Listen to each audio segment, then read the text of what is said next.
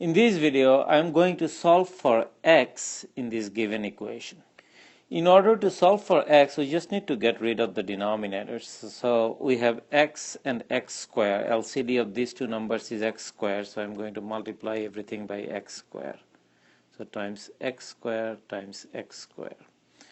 And so I will have 1 times x square is x square minus x goes into x square x times, so it's going to be 15 times x, which is 15x, plus x square and x square cancel out, that gives you 54, and that is equal to 0. Now we can solve for x by factoring it. So note that 54 is 9 times 6, so 9 times 6, but it is also true that negative 9 times negative 6 is 54, and then when you add negative 9 with negative 6, you get negative 15, which is the coefficient of the middle term. This is the standard technique that we use in order to factor a trinomial, so I'm going to use that.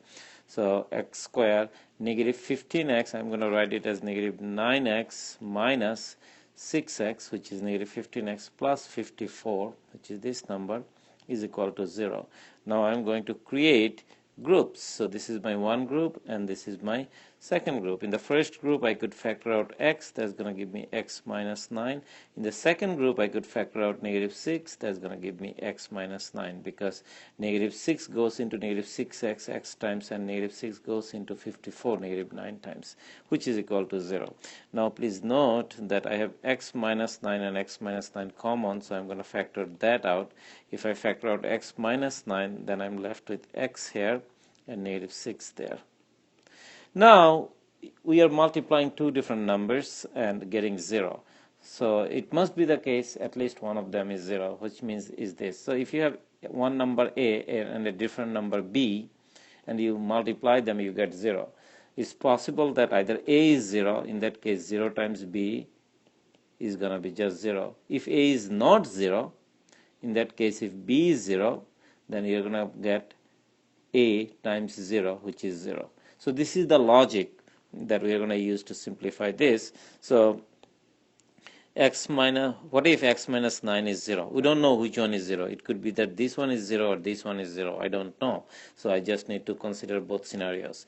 If x minus 9 is 0, then x must be equal to 9. So that's my one possible solution. What if the other one is 0? In that case, x minus 6 is equal to 0. So x must be equal to what? 6. So I have two solutions. Now let's check whether they work out. So I have to plug it into the equation on the left hand side and evaluate it for each of these values, and I should get whatever is on the right hand side, which is 0. So let's see if it does work out. If it does work out, then both of these are solutions, but if it doesn't, then either one of them is solution, other isn't, or none of them is a solution. So 1 minus 15 over 9, the first one I'm checking, this one, plus 54 over 9 square, which is, by the way, 81.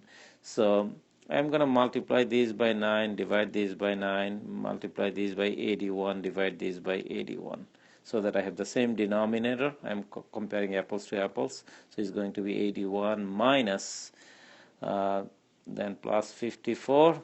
Now 15 times 9 is 9 times 5 is 45. Okay, over 4, 135. Okay, and that is divisible by 81.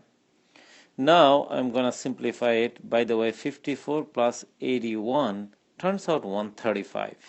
Minus 135 over 81, which is 0 over 81, is equal to 0. Remember, 0 over a non-zero number is 0, but if I had 81, let's say 18, I wrote down 18, 18 over 0, this is undefined. So please make sure that you know which one is which. 0 divided by any non-zero number is going to be 0, but any number, doesn't matter, including 0, any number divided by 0 is always undefined. So this one checks. Now we can check the other one. So let's check the other one, see if it does. The other solution is 6, so it's going to be 1 minus 15 over 6 plus 54 over 6 square is 36. Now I'm going to multiply this by 6, multiply this by 6, multiply this by 36, multiply this by 30, divide this by 36. So I multiplied by 6, divided by 6. So now I have 36 minus 15 times 6 is 90 plus 54 divided by 36. So 54 plus 36 is, by the way, 90. So 90 minus 90 over 36 is equal to 0 over 36 is equal to 0. So this does check as well. So both x is equal to 9 and x is equal to 6, both of these are solutions to this given equation. I hope that this discussion was helpful. Thank you very much.